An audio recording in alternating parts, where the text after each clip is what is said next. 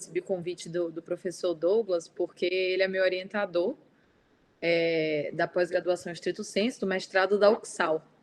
E ele me convidou para poder mediar um debate sobre um trabalho recentemente aprovado dele e do professor Maurício, cujo título é Juristas contra a Democracia, Usos do Direito e Desintegração Democrática no Brasil pós-2014. E por que esse texto? Além de ele ser meu orientador,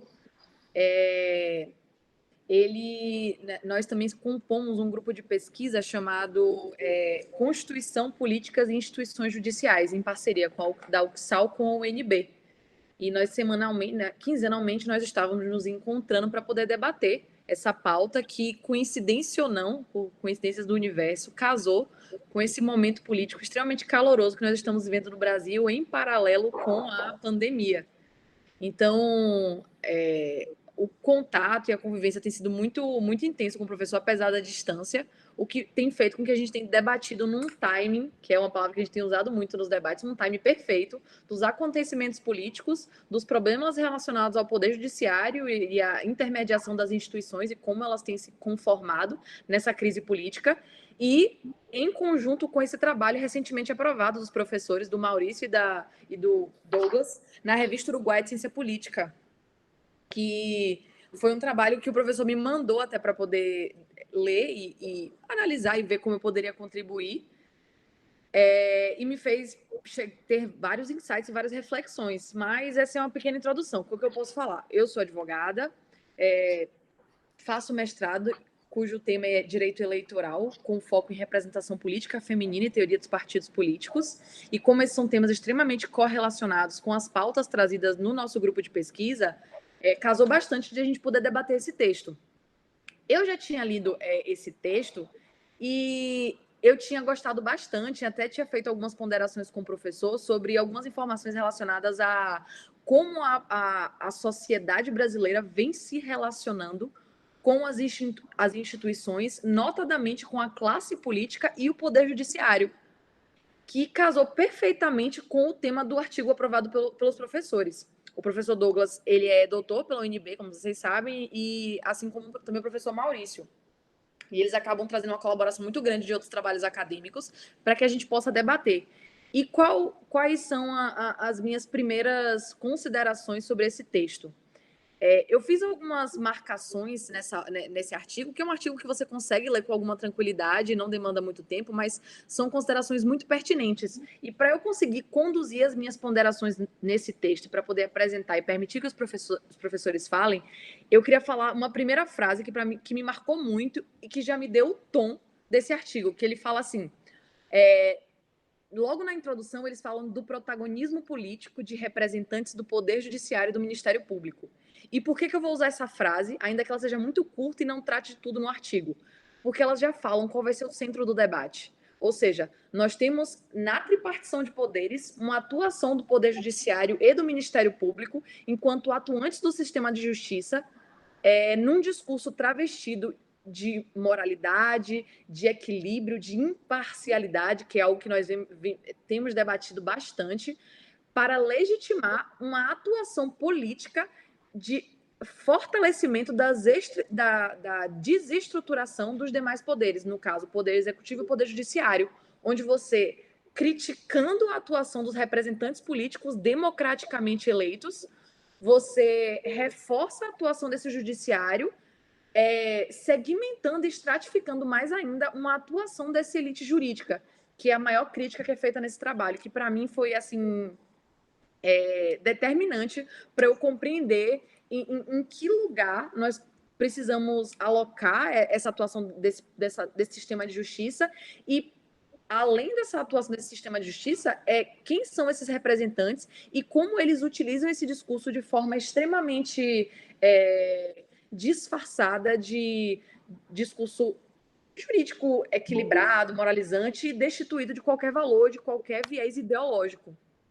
Então, fazendo essa pequena introdução sobre esse texto, que vem me marcando muito, eu fiz muitas anotações sobre isso, eu quero que vocês rememorem que o trabalho apresentado pelos professores, ele faz um jogo muito interessante sobre, primeiro, a teoria lumaniana, que é a que a gente utiliza no nosso grupo de pesquisa, mas também eles trazem colaborações de diversos outros autores, notadamente Bourdieu, Yves Desalé, que são autores de obras que nós também temos trabalhado nesse grupo de pesquisa. Então, assim, há um casamento perfeito sobre esse olhar dessa teoria dos sistemas trazida por Luhmann, inserido na realidade crítica política que se vive no Brasil, somado à situação de pandemia que nós vivemos. Então, parece que o trabalho foi apresentado no perfeito time para a gente entender como a gente pode desconstituir um pouco todo esse fortalecimento que o Poder Judiciário e o Ministério Público têm tido nessas figuras protagonistas, dos representantes, dos juízes, dos magistrados e também dos procuradores que atuam na Operação Lava Jato, também mencionada pelo trabalho. A minha primeira pergunta, e é que eu quero começar a conduzir o trabalho, vai ser para o professor Douglas. Eu vou dar um pequeno tempo para falar, mas eu vou fazer uma pequena provocação para que ele possa fazer a introdução dele. Eu queria que você falasse, professor, um pouco dessa questão do sistema de justiça dito imparcial. Eu uso a palavra imparcial sobre o critério de como devemos enxergar essa imparcialidade com referência no trabalho que vocês estão utilizando. Bom, obrigado, Érica, aí pela apresentação. Foi legal que você já adiantou alguns dos elementos do texto, já, né, tocou aí o debate. Esse texto eu escrevi com o Maurício a partir de um projeto para apresentar no congresso da Associação Latino-Americana de Ciência Política, que foi realizado ano passado, em agosto, em Monterrey, no México. A gente esteve lá, conversou, né, numa mesa sobre autoritarismo em América Latina, foi super interessante. E aí, depois disso, surgiu a ideia de publicá-lo lá no Uruguai, na revista de Ciência Política da UDELAR, né, Universidade de la República.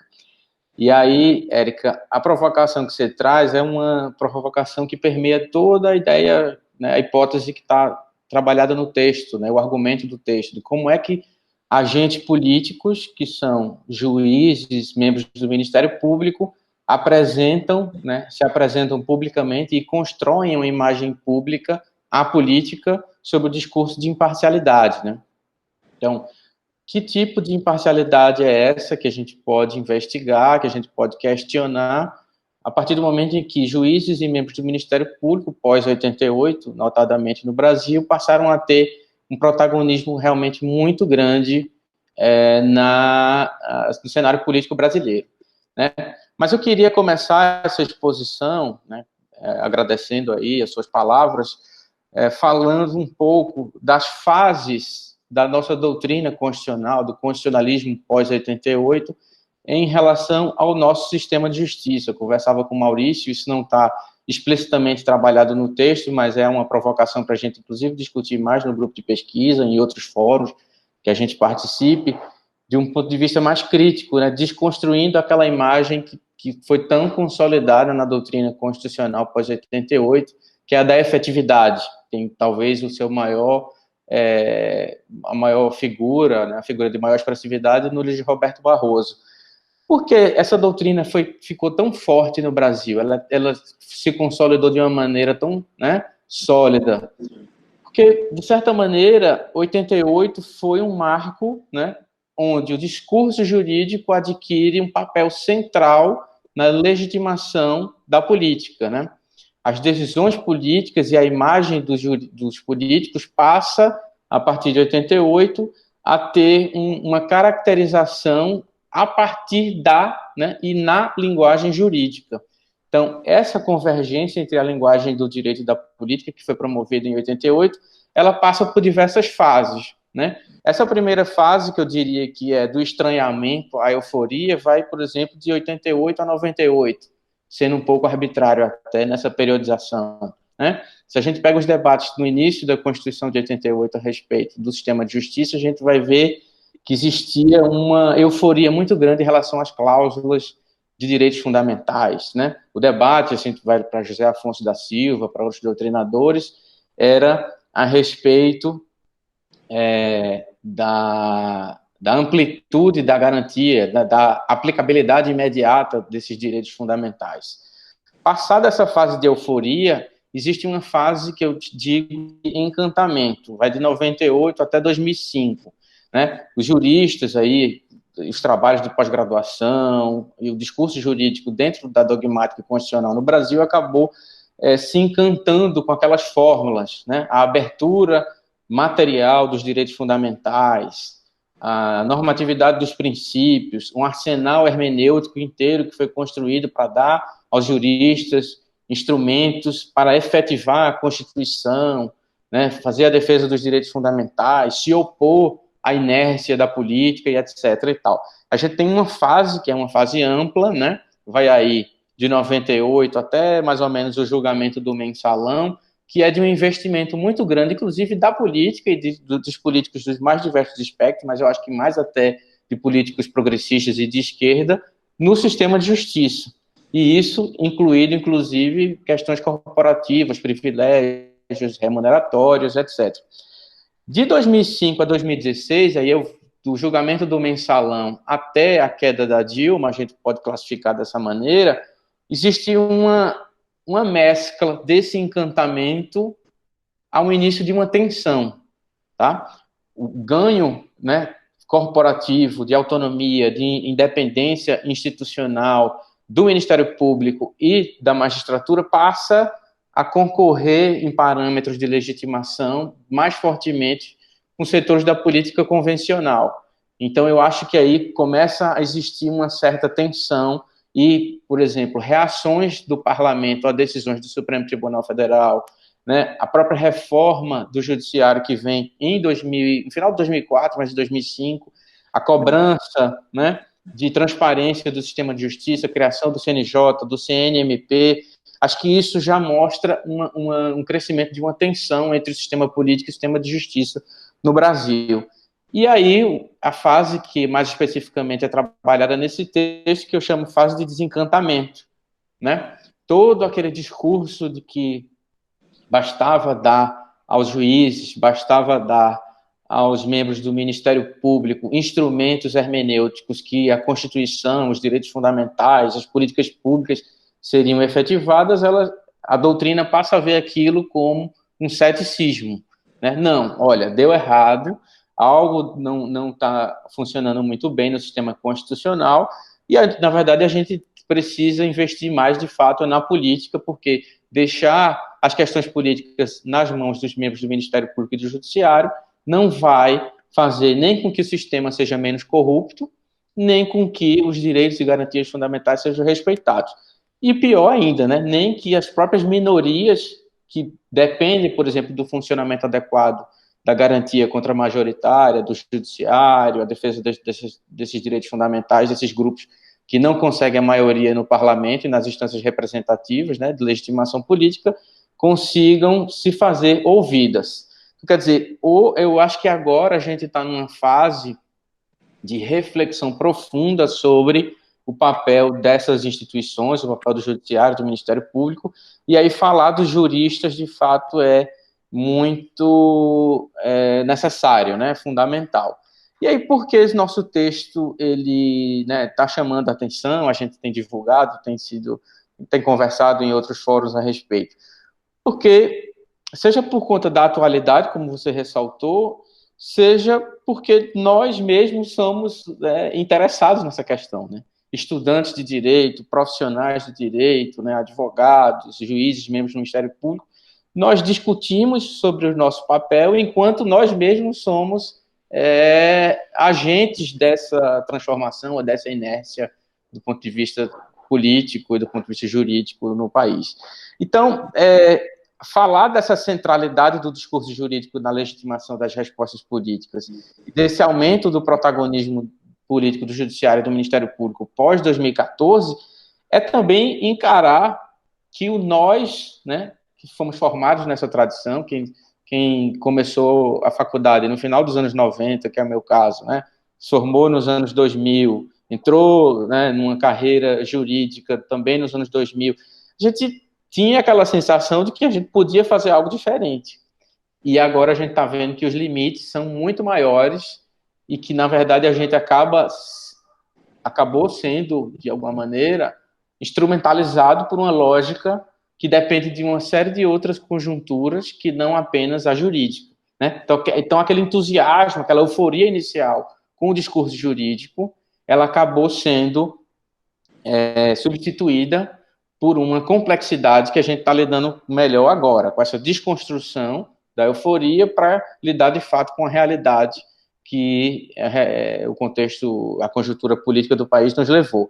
Então, por exemplo, quando a gente fala sobre discurso jurídico, moralização, que é o que o texto traz, e lava-jato, que é o que o texto também trabalha, né, com mais especificidade, e quais os efeitos da lava-jato sobre a deslegitimação de um sentido, né, de poder para a substituição daquele sentido por um outro, que tem feito o que alguns doutrinadores têm dito de processo de desconstitucionalização, né, do processo de 88, quer dizer, é um processo desconstituinte. Então, as garantias, por exemplo, de trabalhadores, os direitos sociais, o orçamento público, as demandas por inclusão da camada mais pobre da população no orçamento, e as demandas por inclusão, elas estão sendo desconstituídas pós-2016. Isso é muito claro. As reformas da Constituição são basicamente reformas desconstituintes. Elas retiram um paradigma que estava lá na Constituição para pôr um outro. Então, o que é que esse nosso texto ele toca, né? Qual é a hipótese que ele levanta? A gente pode discutir mais sobre os dados, alguns discursos, evidências nas perguntas. Mas a principal hipótese que o texto levanta é essa. Ao se apresentarem na esfera pública como agentes apolíticos e desinteressados, qual foi o discurso de construção da imagem pública da Lava Jato? Quais eram as notas que a Lava Jato articulava para serem publicadas na imprensa? Né? Quais eram as aparições públicas que o Sérgio Moro fez durante toda a condução do processo? Ao lado disso, quais eram as iniciativas que a própria Força-Tarefa da Lava Jato, junto à sociedade civil e à imprensa, tomaram? Né? O projeto das medidas. Então, quer dizer, ao se apresentarem na esfera pública como agentes desinteressados politicamente, enquanto também agentes de uma certa moralização da política, uma moralização do debate público no Brasil, da esfera de representação, uma esfera de salvacionismo da política, né? Joga, inclusive, com essa dinâmica do messianismo que está presente aí na tradição ibérica e etc., esse é um outro debate que a gente pode fazer. Eles frustraram, ao mesmo tempo, a expectativa de consistência do próprio direito. Porque, ao mesmo tempo que a imagem pública da Lava Jato era construída enquanto uma instância de moralização da política, ela violava as expectativas do direito, porque ela trouxe dinâmicas não autorizadas pelo sistema jurídico, ela vazava uma série de informações dos inquéritos e informações sigilosas para a imprensa, fazia condução coercitiva não autorizada. Existia uma complexidade criada dentro da Lava Jato que era ambígua. Enquanto ela se legitimava enquanto, né, e como instância salvadora da política, ela se deslegitimava enquanto fraudadora do direito, fraudadora de expectativas normativas protegidas pelo próprio direito. E aí o texto passa a caracterizar essas evidências todas que são tratadas a partir de duas categorias teóricas. Maurício vai talvez tratar mais a partir dessas categorias na fala dele, que é a da juristocracia. A juristocracia tal qual trabalhada por Han Herschel, né, o autor canadense, que fala que num ambiente de democratização, de nova democratização, de reconstitucionalização em determinados países periféricos, aí o Brasil estaria inserido, a fragmentação dos parlamentos teria delegado poder aos juízes e aos juristas para atuarem como típica elite dirigente, né? Então, existe um poder dos juristas que é assumido diante de questões típicas da política que não são tratadas com consistência pelo próprio parlamento, seja por estratégia, seja pela própria incapacidade de parlamentos fragmentados de darem respostas políticas para essas questões. E a outra categoria que a gente traz, né, além do campo jurídico, que, como você falou, do Bourdieu, de como essa legitimação do discurso é feita a partir de categorias de profissionalização do campo, né, e de estratégias de legitimação, inclusive profissionais, né, para ampliar seus ganhos corporativos e vantagens. Mas a terceira categoria, já falando, é a de sobre-inclusão, que é a categoria trabalhada pelo professor Marcelo Neves, de que na periferia do capitalismo moderno, elites dirigentes se constituem como grupos privilegiados que frustram a própria consistência interna do direito, a autonomia, a autopoiese, né, em termos lumanianos, do direito. Então, há uma frustração muito grande do funcionamento do direito, porque a desigualdade é tão grande que grupos sobre-incluídos não são cidadãos e usurpam o discurso jurídico constitucional para manter a situação de exclusão dos sub-incluídos, né, dos sub-integrados, também na linguagem do Neves. Então, essa distinção impede a constituição de um horizonte compartilhado de agir e vivenciar de acordo com as normas jurídicas, de acordo com a Constituição. Então, a gente traz também no texto alguns dados, Érica, você conhece bem, né, de que entre 2014 e 2019, a variação da renda mínima, da renda média do trabalho, foi de 0,1%, segundo dados do IBGE, para este ano. O custo do sistema de justiça para o cidadão brasileiro, e ele mais do que dobrou entre 2009 e 2018, saltou de R$ 173 para R$ 368 em 2018. Então, o ponto que eu deixo aí, já para passar a bola também para o Maurício, é de que como essa construção de uma retórica anticorrupção, ela foi o combustível, né, foi que abasteceu e continua abastecendo a crise política no Brasil, pós-2014, e ela constitui também o combustível de uma relação de retroalimentação, de benefícios quid pro quo, tá?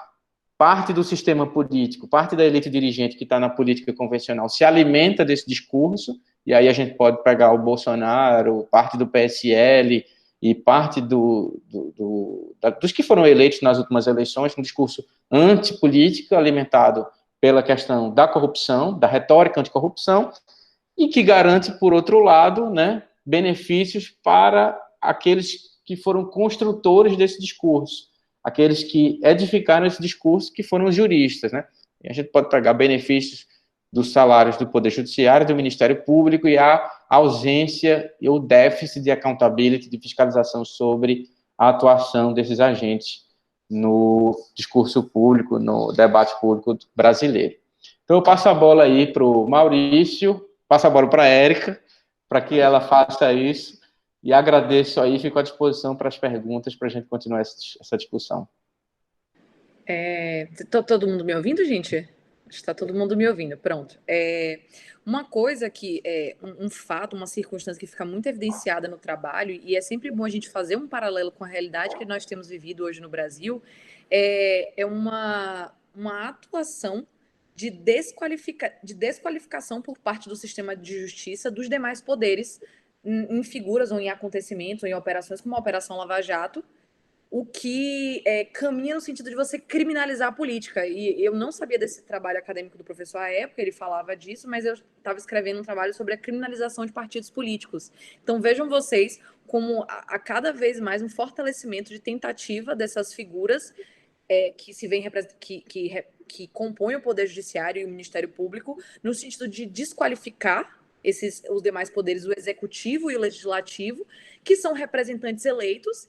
E nesse mesmo espaço de não só de elite, mas de proteção, por eles não terem sido eleitos, eles conseguem fortalecer o discurso de imparcialidade. Por quê? Porque o discurso deles é dito apartidário. Muito embora essa palavra partidário não tenha sido trazida no trabalho, é muito importante a gente enxergar essas figuras com um discurso, uma tentativa de discurso apartidário, mas de criminalização da atuação política. Por quê? Porque o que eles não fazem é político, o que eles fazem é uma aplicação da lei na cabeça dessas figuras, mas que no final das contas também não deixa de ser um discurso extremamente político, e cada vez mais nós vemos um discurso partidarizado. E veja, não é só a discussão sobre partidos políticos, mas é partido de tem uma ideologia, sei quem vou defender e sei quem não vou defender, e atuarei para manter não só essas elites no seu devido lugar, mas também para impedir que os grupos subrepresentados não consigam ascender ou verem efetivados os seus direitos fundamentais,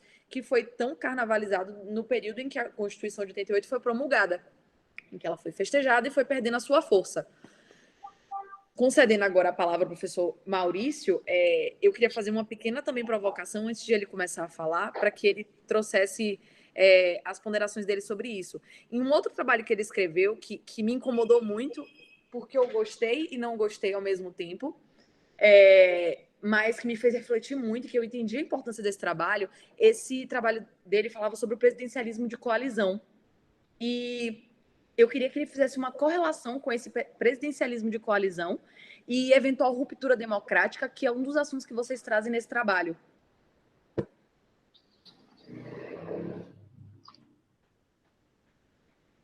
Cadê o Maurício?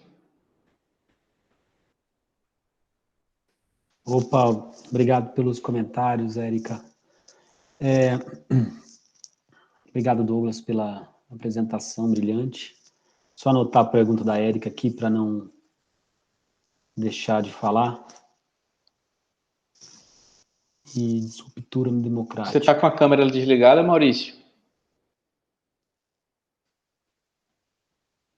Vocês não estão me vendo? Não. Agora. Agora sim. Pode Tá certo? Pode mandar bala. Tá ótimo. Bom, tem muita coisa para falar, não é? Claro que a gente vai se ater ao texto aqui. Hoje, só pegando um gancho aqui no que o Douglas acabou de falar, daqui a pouco eu entro nos seus comentários, Érica, mas só para pegar um gancho aqui, o Conrado Rubina Mendes, né, escreveu um artigo hoje para a Folha bastante incisivo, eu acabei de ler o artigo, né, e em que ele acusa os juízes, por uma série de motivos, de fazer também um tipo de corrupção magistocrática, não é? Que eles também estavam incidindo em corrupção, e aqui não é corrupção no sentido do Código Penal também, como a gente usa também, né? Quando a gente fala de corrupção. Mas eu não quero discutir o texto do Conrado, quero discutir a resposta do Tribunal de Justiça do Estado de São Paulo em relação às críticas que ele sofreu de um professor. Na última parte, o tom da nota do presidente do Tribunal de Justiça do Estado de São Paulo era defensiva, não é? Faz algumas... É bastante frouxa, bastante porosa essa defesa do Tribunal de Justiça do Estado de São Paulo, mas ao fim consta que as críticas eventuais, é assim que a nota se posiciona, que as críticas eventuais aos problemas e às decisões dadas pelo Tribunal de Justiça devem ser discutidas nos autos, né? Eu acho que, quer dizer, é uma resposta, não é, para uma crítica, não é? Sendo que essa crítica acusa de problemas, não é, o outro de problemas, o Tribunal de Justiça de problemas, e a resposta é: não vamos discutir com você em praça pública os meus problemas, tudo que deve ser feito, todos os defeitos que nós possamos ter, devem ser discutidos nos autos. E a grande sacada aqui, o grande lance de quem estuda a justiça no Brasil de forma geral, é a de que quanto mais você estuda e você se imbrica no relacionamento interno da justiça no Brasil, nos meandros aqui do judiciário, quanto mais você faz isso, mais você consegue ver que só isso não explica, não é? E que o direito, no caso, agora falando de forma um pouco mais ampla, o direito está envolvido numa sociedade muito mais complexa que ele próprio, né? E tem relações bastante tanto problemáticas quanto interessantes em relação a outros campos ou a outros sistemas. Aqui, só complementando também algo que o Douglas falou no começo, às vezes não importa tanto, claro que a gente segue uma teoria com críticas, claro que a gente segue alguns pensadores, uma corrente de pensamento, é claro, mas o principal quando se faz análise jurídica, quando se faz um artigo científico no campo do direito, são os problemas, não é? É a gente analisar os problemas e como esses problemas podem ou não ser observados pela gente, né? Eu acho que eu concordo com o Douglas, só para falar disso, né? Isso é novo, né? Isso não está no artigo, a gente estava falando um pouco antes, né? E a ideia de Douglas, né? Sobre a euforia. A Érica usou a palavra carnaval, ou se existia a palavra carnavalização, não é? Uma certa euforia no começo da Constituição de 88. É claro que sempre houve tensões, não é? Tenho certeza que é isso que o Douglas pensa também, né? Mas eu concordo que a narrativa, vamos dizer assim, triunfante, principalmente dessa corrente de Barroso, mas também da corrente hermenêutica aqui, que fala de autores filósofos e autores da teoria da linguagem, na minha opinião, um pouco distantes, não é, do direito, assim, fazem uma certa mistura, vamos dizer assim, em relação a isso, tudo advém da Constituição Dirigente de Canutilho, né? Então, a partir de Canutilho, viu-se, vamos dizer assim, como se a Constituição de 88 levasse obrigatoriamente a um fim, não é? Que a gente estava caminhando em direção ao progresso histórico, não é? E que a Constituição de 88 era uma grande representação desse progresso, que é uma grande bobagem em termos tanto teóricos quanto históricos, não é? Isso para dizer que o mais importante, que uma das coisas mais importantes do artigo, na minha opinião, eu reli o artigo hoje, é o entendimento de que não há uma explicação unilateral para o que acontece hoje no Brasil no campo jurídico. Então, o artigo se baseia em alguns pilares bastante importantes. Desenho constitucional e institucional, não é? Então, desenho institucional, é claro, de forma geral, mas desenho constitucional e institucional na parte que a gente está falando, né? E a gente analisa isso. Sobre inclusão / subinclusão, tá? E periferia, não é, moderna, Brasil, um ambiente de estruturas frágeis, né? O artigo quer mostrar que o desenho constitucional e institucional brasileiro, não é, deu base, não é, apoiou, não é, deu força para que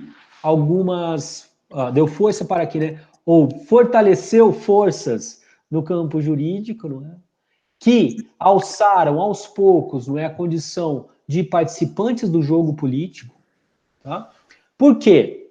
Porque o Brasil não tem estruturas normativas suficientemente fortes para fazer com que o direito fique, digamos assim, entre aspas, represado, para fazer que o direito seja consistente, não é, em relação a si mesmo, às suas premissas e às suas estruturas, não é, e mesmo a seus programas, tá? O que isso, vamos dizer assim, outra grande sacada, o que isso tem a ver, né, vamos dizer assim, né, com a nossa situação? Esses juristas, não é, não são, e aqui é por isso que a gente se distancia um pouco de classe, não é? Esses juristas não há uma ligação imediata entre juristas e classe dominante, tá? Não é assim que funciona. Os juristas, através da absorção de uma linguagem, através da união corporativa em relação aos seus interesses que fizeram com que eles participassem também do jogo político para que interesses corporativistas pudessem ser absorvidos, não é, e pudessem beneficiar profissões jurídicas, não é? Eles, de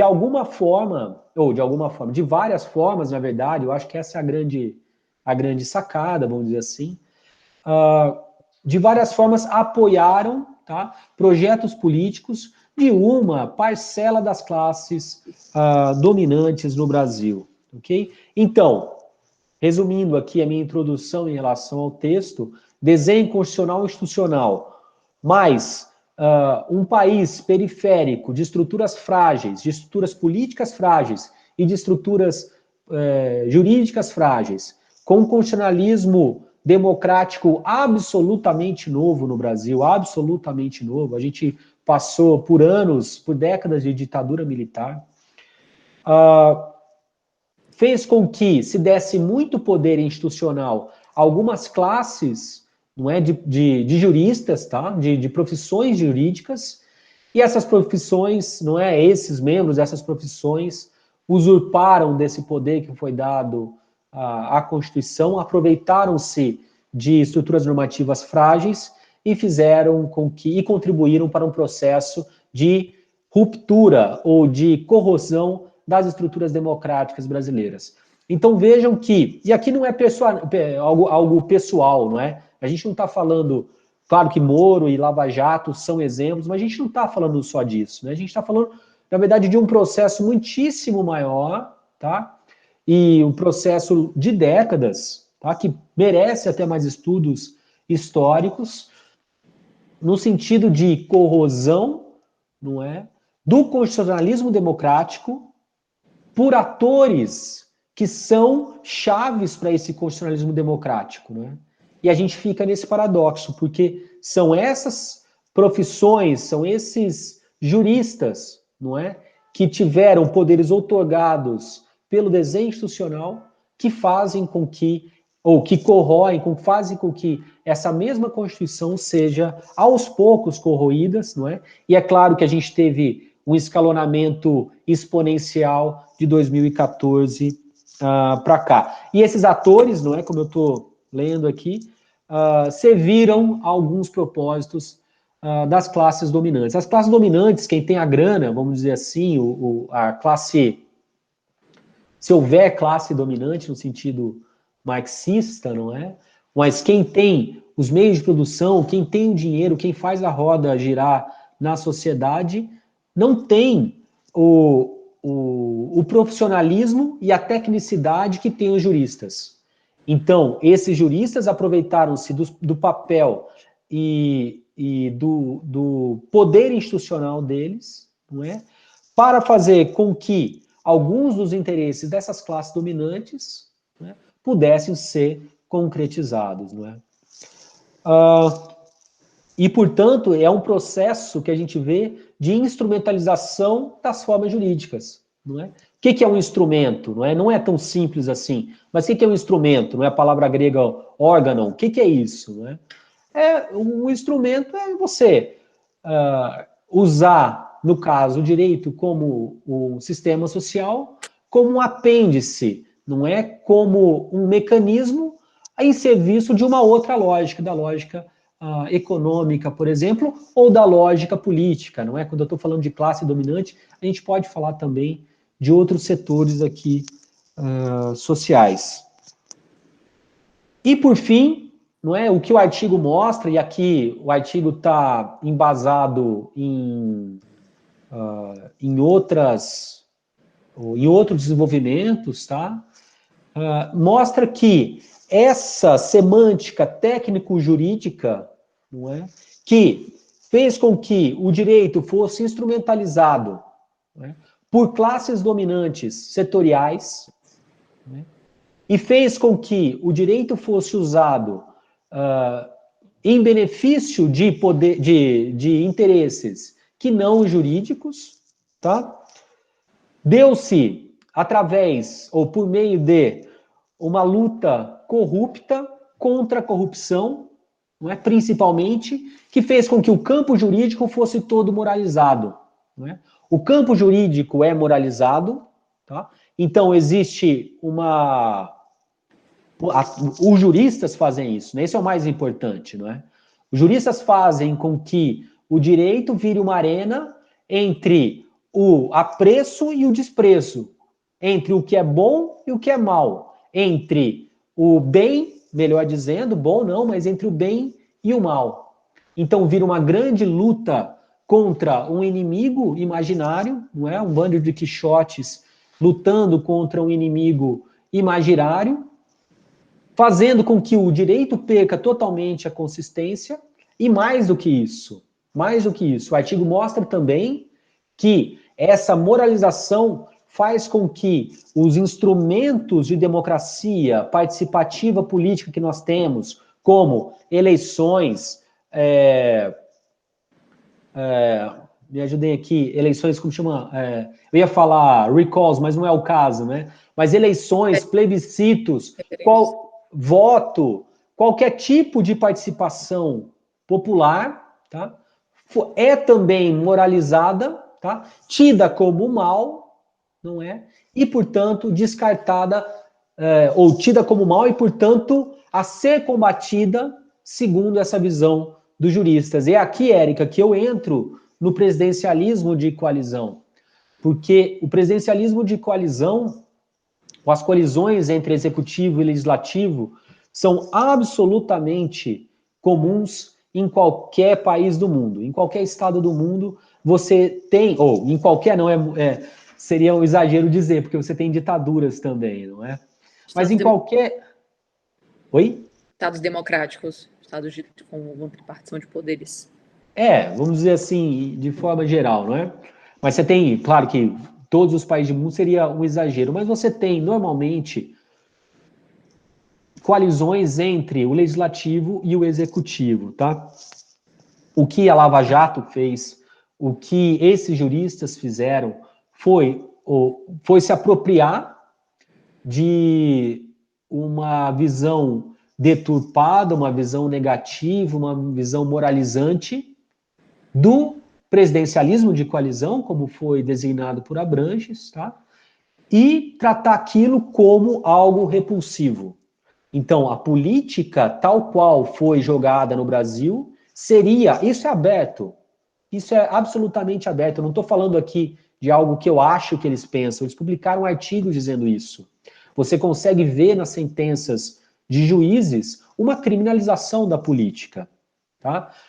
O jogo político de benefícios, vamos dizer assim, ou você tem um deputado federal que quer beneficiar a sua região e que quer uma emenda parlamentar, e quer fazer uma emenda orçamentária para benefícios da sua região. Quero saber qual estado do mundo em qual estado do mundo seria considerado crime. Em nenhum estado do mundo. É um absurdo. É óbvio que o deputado federal de uma região, de um estado, vai querer que haja recursos para aquele estado. Isso não quer dizer que o parlamento brasileiro não tenha problemas, isso não quer dizer que a gente não possa criticar tanto os políticos quanto esse jogo político que eu estou tratando, tá? O que acontece, o que esses juristas fizeram foi criminalizar completamente o presidencialismo de coalizão e como se diz, os diálogos aqui e as tratativas e as concessões entre poderes diferentes. O legislativo brasileiro, instrumento absolutamente vital para a democracia brasileira e para a democracia de qualquer país, não é? Então, por completo criminalizado através de uma lógica de moralização entre bem e mal, tá? Isso aqui, vamos dizer assim, eu estou partindo de um autor lá de Hamburgo chamado Nasser, tá bom? O que mais? Eu não sei se eu respondi a sua pergunta, viu, Érica? Eu sei que a gente está vivendo um processo, e eu estava dizendo um pouco antes com o Douglas sobre isso, mais do que de tensão, não é? Eu acho que a gente está rumando a uma separação. A gente está rumando eu acho que já houve uma ruptura seríssima no constitucionalismo brasileiro, que foi o impeachment, tá? de Dilma, tá? A deposição de Dilma. Mas, de qualquer forma, a gente está caminhando a passos largos para uma ruptura democrática ainda maior e para uma transformação ainda maior do que a gente chama de Constituição de 88, tá? Só para falar algo bastante prático, né? Esses moralistas pelo mundo escolhem muitas vezes duas alternativas. Vê-se que a democracia tem problemas, vê-se que o jogo constitucional democrático tem problemas. Qual é a solução? Qual é a solução para isso? Você tem duas soluções, tá? Você tem três soluções, na verdade. Autoritarismo, um golpe militar completo, tá? Você não tem condições estruturais, não é fácil achar condições estruturais hoje para você fazer um golpe clássico, tá? Se a gente pudesse fazer, ou se isso fosse possível no Brasil, provavelmente isso já teria acontecido. Okay? A segunda alternativa é a de fazer uma Constituição nova. Então, você mantém o constitucionalismo como base do seu Estado, tá? E faz uma Constituição nova, né? Então, você mantém a semântica constitucional como vital, né? Para a condução e para o prosseguimento e para o andar normal do Estado. E você diz que essa Constituição nova, aprovada, é democrática, embora contenha vários instrumentos não democráticos, é que eu penso principalmente na Hungria, tá, de Orbán, mas a gente pode pensar em outros países, inclusive da América do Sul também.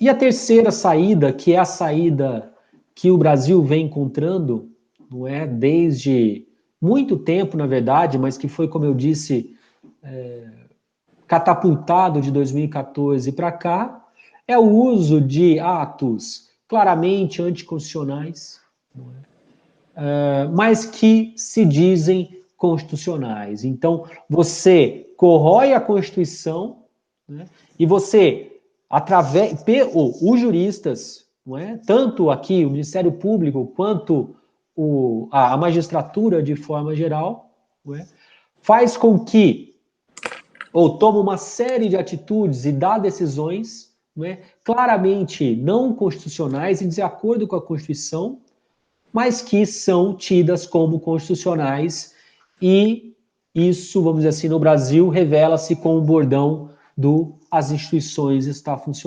funcionando. Né? É como se um grande não está nada acontecendo, né?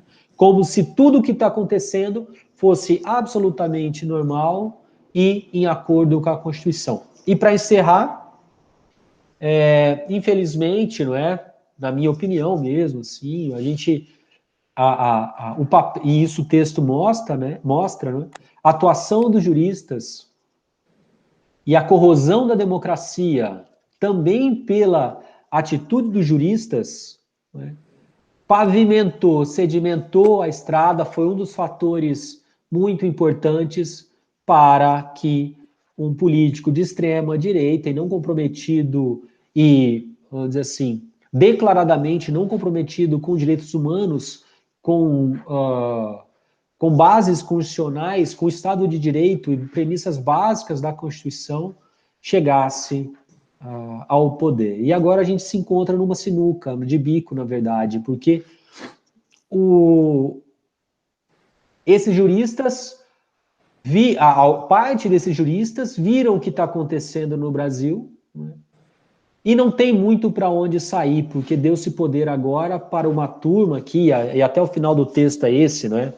Vamos dizer assim, são hipóteses, não é, sobre a participação dos militares, a semântica mágico-religiosa abraçada por esses grupos, não é? E parte desses juristas continuam com essa perseguição aos políticos, com essa moralização do jogo democrático em geral, né, adotando atitudes e condutas absolutamente anticonstitucionais. Eu acho que eu falei muito, né? Não sei se eu fui claro e fico aí à disposição. Foi muito claro, eu agradeço também por ter falado. Agradeço, na verdade, por suas colocações. E assim, quando eu estava lendo o trabalho de vocês hoje pela manhã, eu parei para ler de novo o texto sobre presidencialismo. Na verdade, não é sobre não gostar, é sobre ser provocada e tentar encaixar como essa conformação política nacional se adequa ao texto de vocês, na perspectiva da atuação do sistema de justiça. E é por isso que eu fiz, inclusive, essa pergunta sobre essa eventual ruptura democrática. E concordando com vocês, a partir do momento que você questiona uma conduta que busca harmonizar a relação entre os poderes, que é o presidencialismo de coalizão, você rompe com a própria harmonia ou o próprio equilíbrio necessário para que nós consigamos viver em uma efetiva democracia. E vejam vocês, eu enxergo nesse texto, indo um pouco além do que foi colocado por vocês e trazendo já para a perspectiva eleitoral também, como essa atuação do sistema de justiça e dessas elites jurídicas, ela mais uma vez só deslegitima a importância do voto enquanto instrumento de fortalecimento da soberania. Do sufrágio.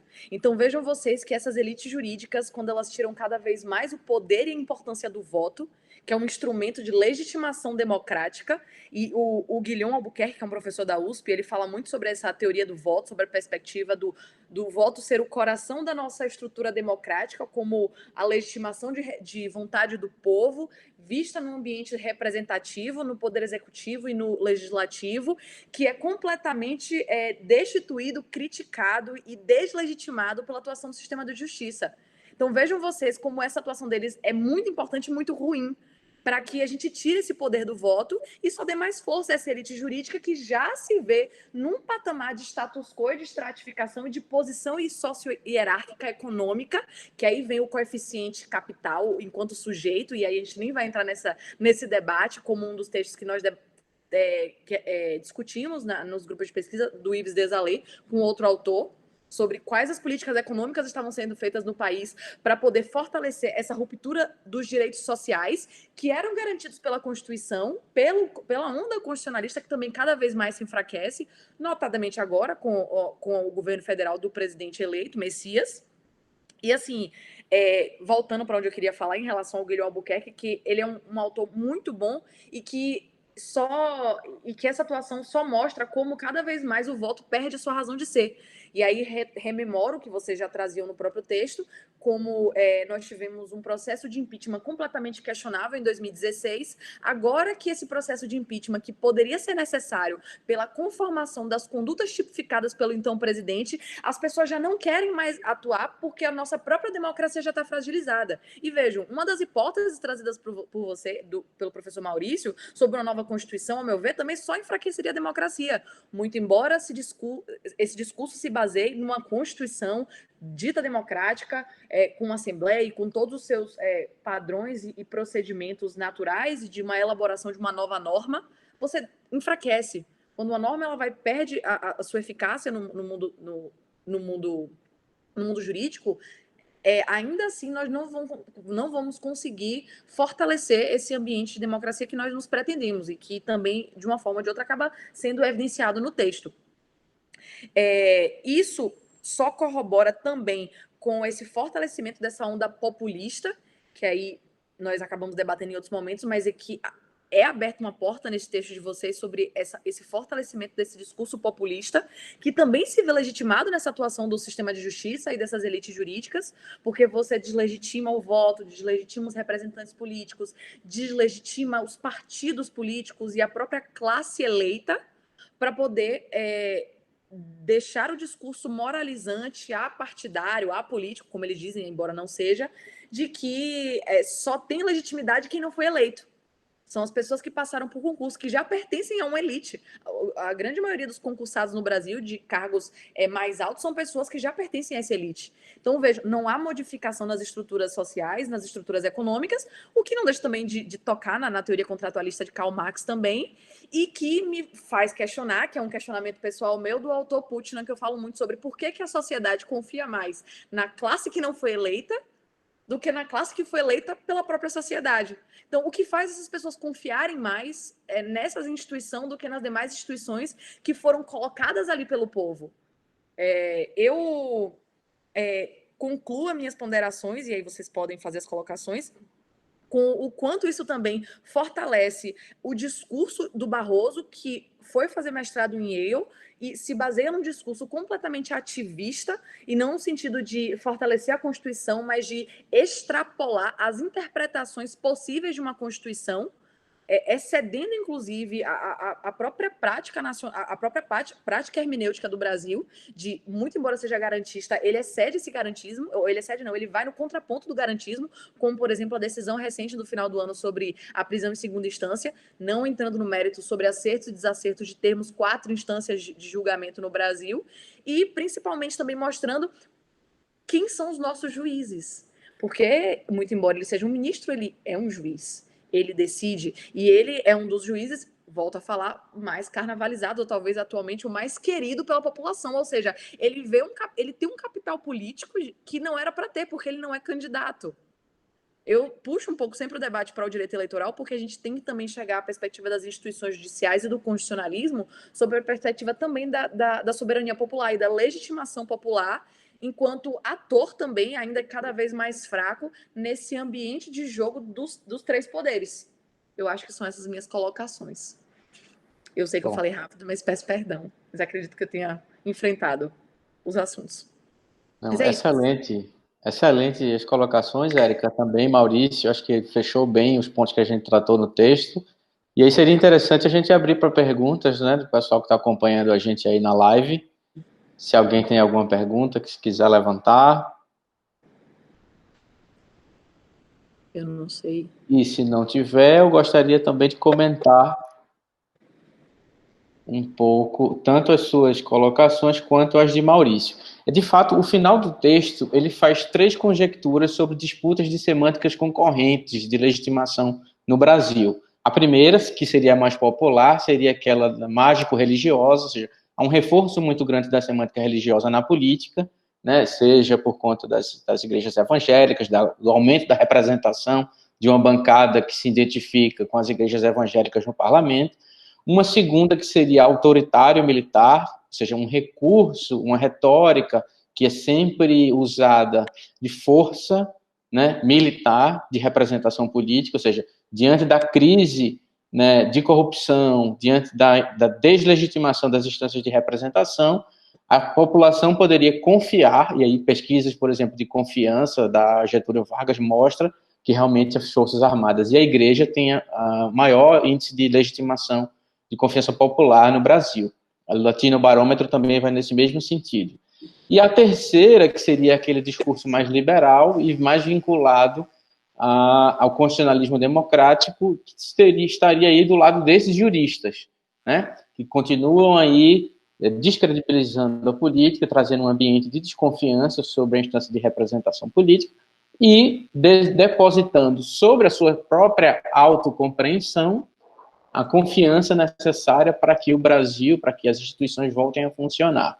Essa concorrência de legitimação, nenhuma delas, viu, Érica, pegando o gancho do que você falou, conta com o voto. Parece que nenhuma delas, né, mesmo a semântico-religiosa e a mágico-religiosa, ela busca recurso em algo transcendente, né, que é a ideia de religião, a ideia de fundamentação metafísica do poder, e não no poder popular do voto. Então, há, de fato, uma descrença muito grande na representação eleitoral, e isso joga ainda mais combustível para a crise política e para o reforço desses juristas como pessoas que se autocompreendem como agentes moralizadores, agentes salvacionistas do próprio país. A gente pega um discurso, por exemplo, do Luiz Fux, e pega um discurso, por exemplo, de um militar, de um general desses do Clube Militar do Exército, e parece que ele se autocompreende dessa maneira, né? Eles escrevem no jornal e dizem: a população pode confiar em nós, ainda que nós não sejamos depositários de votos. Veja que contradição, né? E isso, claro, depõe contra a própria tensão entre democracia e constitucionalismo, que é posta no texto da Constituição como legitimadora, essa tensão produtiva, esse paradoxo, né, produtivo, que tantos autores falam, e ainda joga uma desconfiança muito grande sobre as instâncias de representação.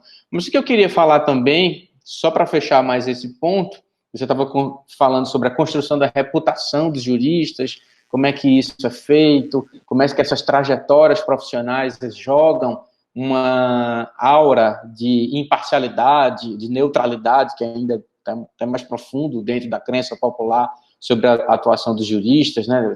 Essa imagem que é construída dentro do discurso profissional, de um paralelo que eu, quando eu estava escrevendo a minha tese, encontrei entre 2 pensadores que eu usei bastante na tese, que é Foucault e Luhmann. Tanto para Foucault quanto para Luhmann, a construção dessa ideia de verdade, né, nenhum deles trabalha com a noção ontológica de verdade. Para nenhum deles existe a verdade em si. O que existe são construções da ideia de verdade que desempenham funções. Né? Isso foi uma identidade que eu encontrei no pensamento de Luhmann e de Foucault. Mas é exatamente isso o que a figura do jurista faz. Ele constrói a sua reputação, a sua trajetória profissional, a confiança da população no serviço que ele presta, na valorização do próprio serviço, e isso, inclusive, monetariamente valorizado, né, através dessa noção de verdade. Então, por exemplo, Moro, Dallagnol e a Lava Jato estão falando a verdade. Os políticos, não. A Polícia Federal, quando vai fazer uma operação, está atuando em nome da verdade. O partido político X, não. E a Lava Jato soube construir uma reputação, e claro, a imprensa trabalhou também em parceria nessa ideia de empreendedores jurídicos como empreendedores morais, que é o que o Frederico Almeida trata, naquele texto que a gente trabalhou no grupo de pesquisa também sobre crise política e Lava Jato, de que a ideia de verdade fundamenta a atuação desses juristas e deslegitima, ao mesmo tempo, a política. Porque se a imprensa está todo dia dizendo o político X mentiu, o partido A está envolvido com corrupção, você imagine 2, 3 anos na cabeça do cidadão, liga a TV, manhã, tarde e noite, e as notícias são essas. O que é que está do lado oposto dessa mentira, né? Ou dessa corrupção, desse jogo sujo da política? Está o jogo da verdade e da reputação criada dos juristas. Então, há uma articulação, que é uma articulação muito complexa e que envolve também, claro, um jogo de poder dentro da constelação das relações internacionais, que não está nesse texto, mas que está, em parte, no texto trabalhado pelo Fabiano Engelman e o Eduardo Minuzzi, publicado na Conjuntura Austral recentemente, também agora, no mês de julho, que fala, por exemplo, como um think tank norte-americano, o Wilson Center, de Washington, influenciou a reputação e a criação de um discurso anticorrupção via atores jurídicos, vários deles que estão aí na Lava Jato. Né? Como há uma circulação internacional de ideias, e aí no sentido bourdieusiano mesmo, essa circulação que legitima a atuação de um saber técnico que se autocompreende e se autodescreve como apolítico.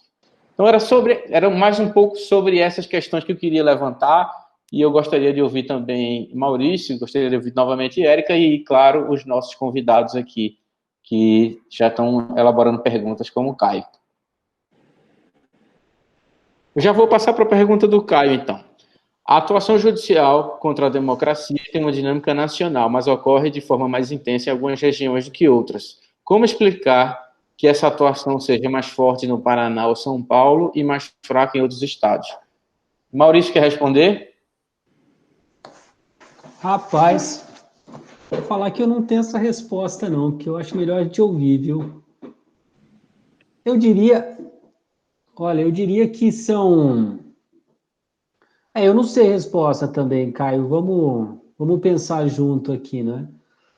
Eu diria que tanto São Paulo quanto Paraná são, de primeiro lugar, estados bastante conservadores do Brasil e que viram, depois da Constituição de 88, a sua influência relativa ser diminuída, ser relativizada. A partir dessa queda de influência, não é?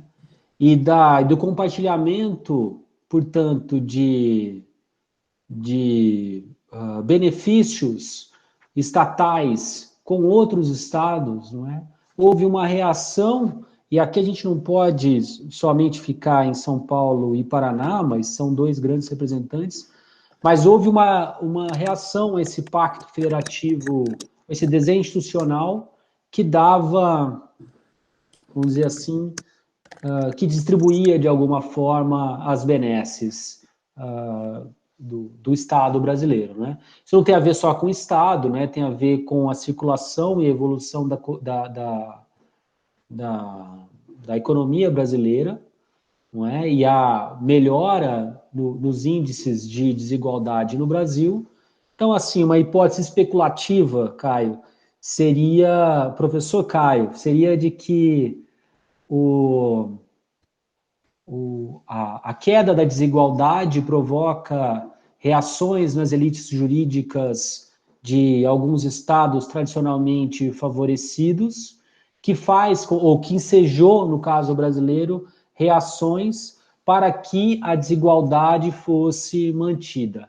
Então, eu não consigo ignorar o grande fato político e econômico do Brasil pós-88, que foi a queda da desigualdade entre a população brasileira, entre os mais abastados e os menos abastados, e é o que a gente vê nos últimos anos é uma grande reação, tanto do corpo político quanto do corpo jurídico, e aqui é onde a gente pode tratar com um pouquinho mais de bagagem de leitura, não é?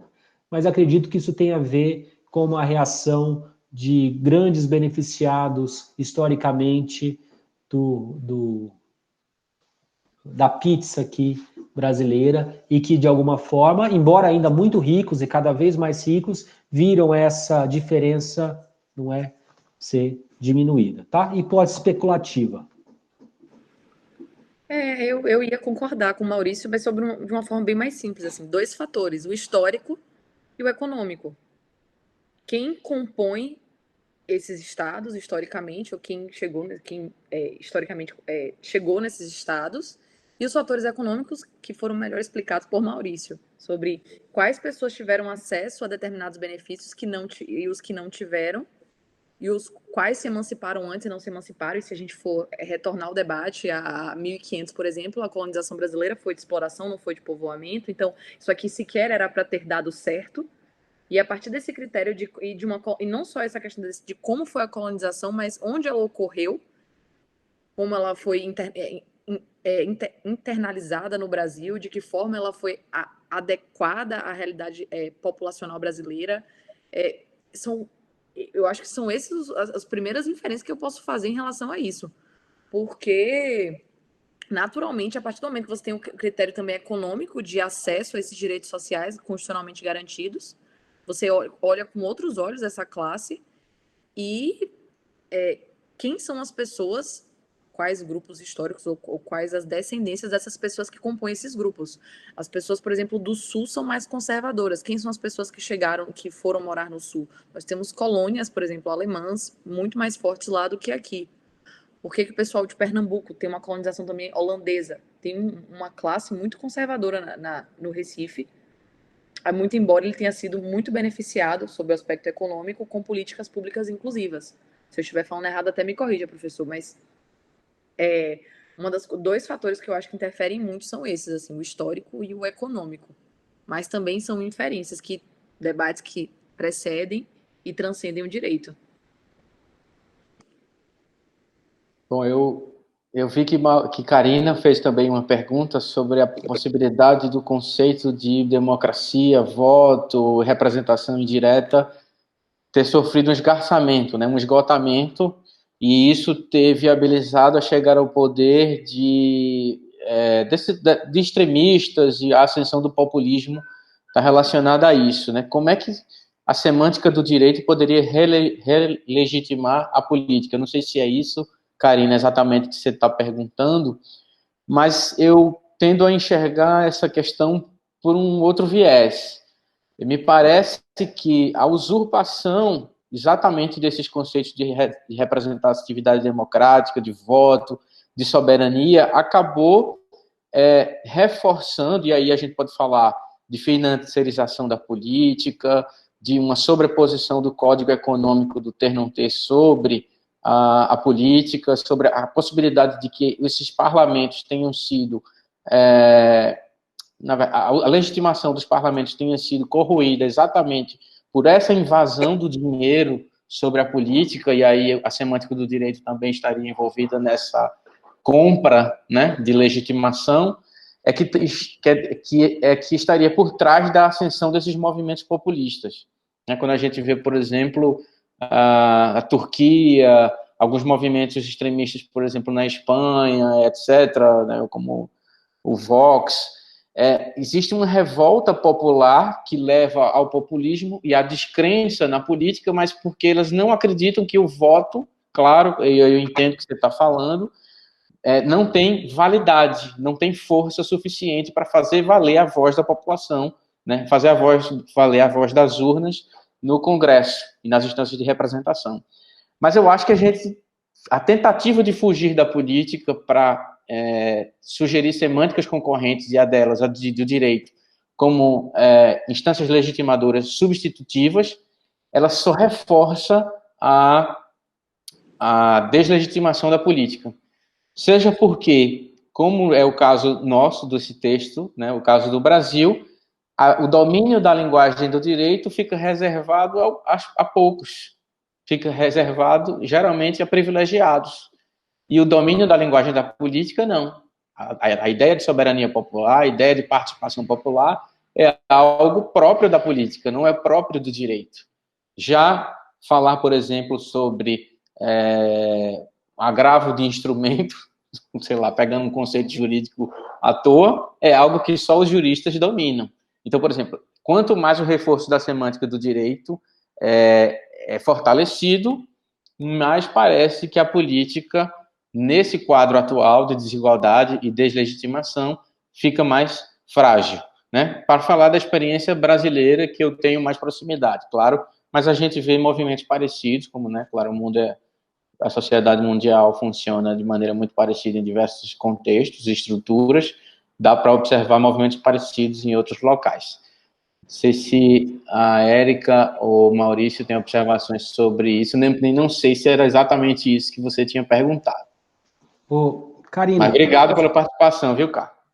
É um prazer ter você por aqui. Érica que manda aí, Érica. Se você quiser, você pode responder antes. Eu ia fazer só uma pequena colocação, assim, já que eu acredito que você vai se delongar pelo seu histórico. Mas, então, não, fala, perdão, eu que errei a ordem aqui, manda aí. Não tem problema nenhum, não. É assim, uma pequena ponderação concordando com o que o professor Alexandre falou, mas fazendo uma complementação. Me parece, e eu compartilho também uma experiência que eu tive na Hungria, porque eu passei 2 meses morando lá em 2012, passei 2, 3 meses morando lá, na época que o Fidesz, que é o partido neonazista, estava ascendendo, então eu fazia trabalho voluntário, e via essa movimentação disfarçada de discursos democráticos, que mostra que a elite econômica não vê com bons olhos a democracia. E por que ela não vê com bons olhos a democracia? Porque a democracia infere e supõe e pressupõe a participação popular, que é custosa, que demanda tempo, que demanda ordenação. E para você dominar essa participação e permitir essa ampla participação, isso se dificulta, até por uma questão de dominação mesmo. Então, assim, a minha percepção é de que, e isso eu estou dando um exemplo de um lugar que eu vivi, e eu acho que também se aplica ao Brasil, na realidade que a gente vive, não é interessante às elites econômicas o fortalecimento da democracia, de um regime democrático, porque ele demanda custos monetários, custos temporais, custos estruturais, custos institucionais e custos representativos.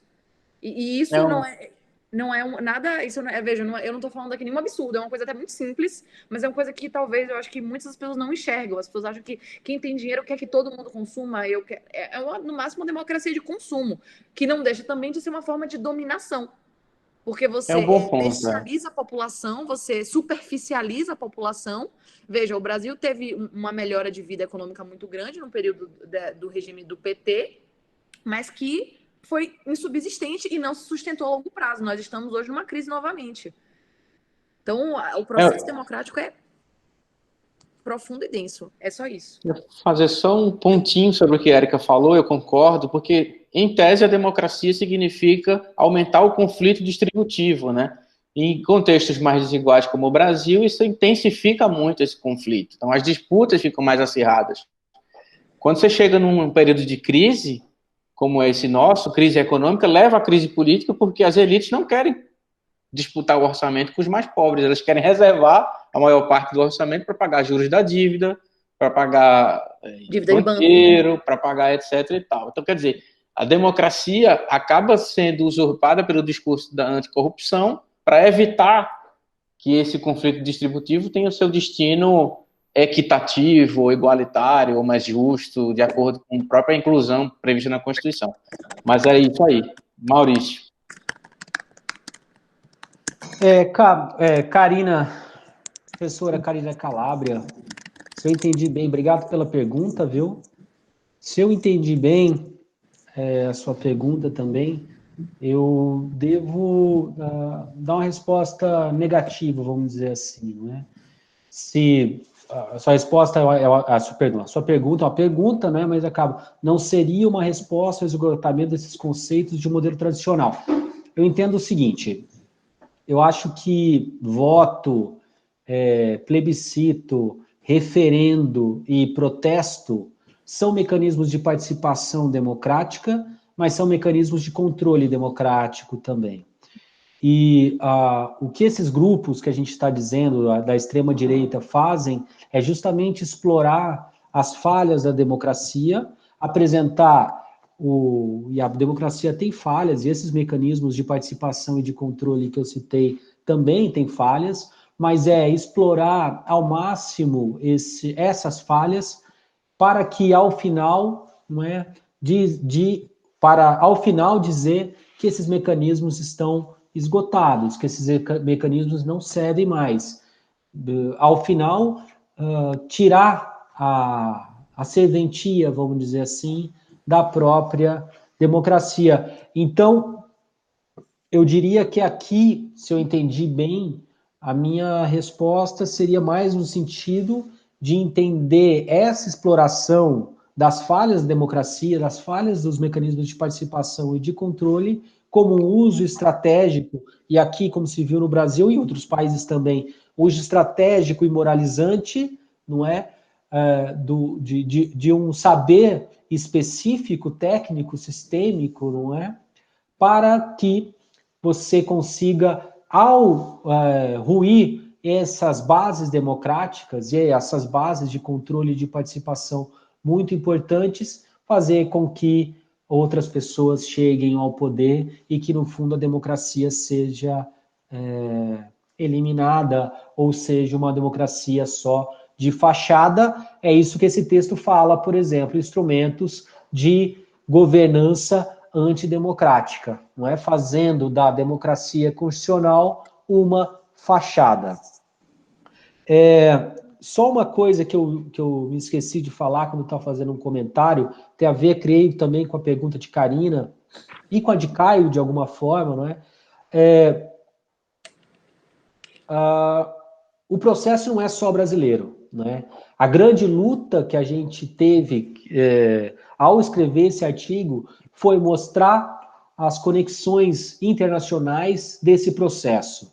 Ao final, isso ficou bem marginal no texto, porque a gente não conseguiu trazer os elementos, obviamente, aqui científicos, para expor um texto, não é? Isso não é um texto opinativo. Não é assim que funciona, obviamente, a gente tentou pelo menos fazer um texto sério, apresentou esse texto, discutimos com politólogos, fomos bastante hostilizados por alguns politólogos que tiveram contato com a nossa exposição, o que é normal e saudável, né? Estou dizendo isso da melhor forma possível, mas essas conexões internacionais, essas conexões transnacionais, que aqui o Fabiano Elgerman acabou de publicar um texto, eu acho também muito interessante ver que essas conexões, que o Douglas citou, né, que essas conexões, tanto da política de extrema-direita, quanto de o uso do direito por essa política, e aqui, não é, podem ser documentadas, né? E aqui não se trata só de política de extrema-direita, né? A América Latina tem um histórico bastante grande de influência estrangeira nos seus assuntos, e por exemplo, o golpe contra Lugo, não é? Que foi que os Estados Unidos admitiu. Os Estados Unidos admitiram que tiveram participação no golpe de Lugo. Não tem dessa, né? A gente está envolvido numa seara também transnacional que, no fundo, a gente tem pouco ainda arcabouço para falar e que talvez vá daqui a 20 anos ter provas mais concretas do que a gente está falando. Só para acabar, só um segundinho, só para acabar essa observação em relação à desigualdade, aos ganhadores do Brasil, não é? O pessoal está se perguntando agora por que o Brasil está vivendo uma crise gravíssima, por que a gente está vivendo uma crise gravíssima, né, do coronavírus, uma crise humanitária e econômica gravíssima, e por que a Bolsa no Brasil está subindo tanto? É claro que existem também explicações transnacionais para isso, né? Você tem uma uma injeção de liquidez, uma injeção de grana muito grande, trilionária no mundo todo. Tudo bem. Mas sabe-se que no Brasil, quem sai ganhando na crise são as elites.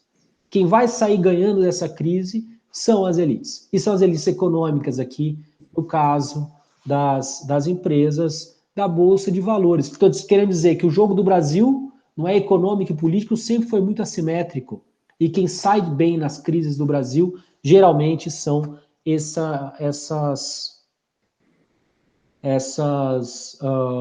ou esses agentes que já têm muito poder dentro de algum sistema.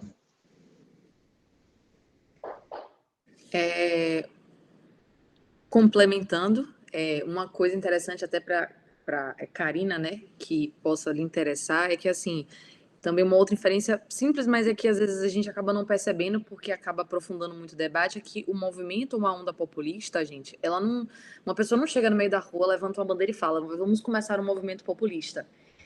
Observem vocês que há 8 anos atrás eu já via movimentações no Estado, porque já me interessava por política e via como o partido se movimentava, e pequenas coisas iam se conformando e condutas de um representante do Orbán, àquela época, já me causavam medo de falar que eu era brasileira. Olha que coisa pequena, simbólica e ao mesmo tempo forte também para dizer que eu sequer poderia dizer que eu era latino-americana.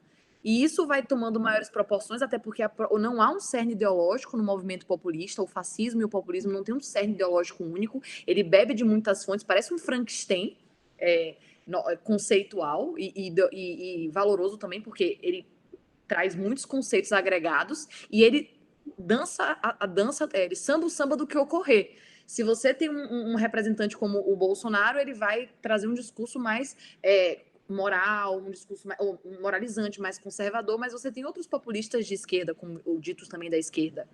E, assim, 4 autores que eu recomendo bastante para você se aprofundar, que 2 eu li recentemente, que é o Humberto Eco, que é o Fascismo Eterno, que é um livro pequenininho, e um livro do Paxton, sobre o fascismo. São livros muito interessantes para trazer conceitos sobre isso e em relação ao fator capital, ao aspecto econômico, de como o aspecto econômico interfere diretamente nessa movimentação política, você tem Ladislau Dobo e Noam Chomsky. São 2 autores que escrevem bastante sobre esses assuntos e falam sobre como o mercado financeiro, como mencionado agora pelo professor Maurício, ele sempre está caminhando a favor da concentração de renda. Então, quando ondas populistas se insurgem e demonstram uma certa ruptura democrática, muitas vezes a Bolsa vai estar muito bem. Por quê? Porque fatores econômicos de concentração de renda, ou de aquisições, fusões, decisões empresariais, são muito mais interessantes às elites. Então, é uma complementação. Eu posso anotar o nome desses autores aqui. É isso. Maravilha. Gente. Então, acho que estamos contemplados, né? A discussão foi muito bacana. Obrigado aí, Karina, Caio, pelas perguntas, a todos que nos acompanharam. Não sei se Maurício ou Érica tem alguma consideração final. Eu estou super satisfeito, foi um excelente debate. Gostei muito de conversar sobre esse texto, um texto que nos agradou muito. E seguimos aí, adiante. Pronto. Érica? Professores, professor Maurício, professor Douglas, muito obrigado pela oportunidade. Nos debates, no nosso grupo de pesquisa, eu converso muito, então acredito que seja por isso também que eles tenham me convidado para falar.